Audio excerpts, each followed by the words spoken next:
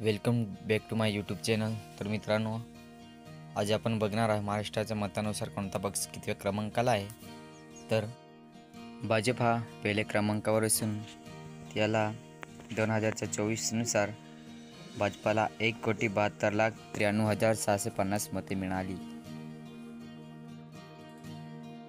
तर दुसऱ्या क्रमांकावर काँग्रेस असून काँग्रेसला 80,20,921 मते मिळाली आहे।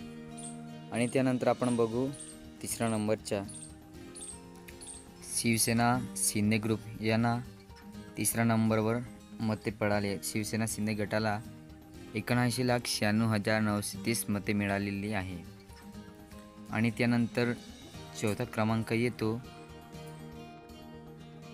राष्ट्रवादी काँग्रेस पक्ष म्हणजेच शरदचंद्र पवारांचा गट।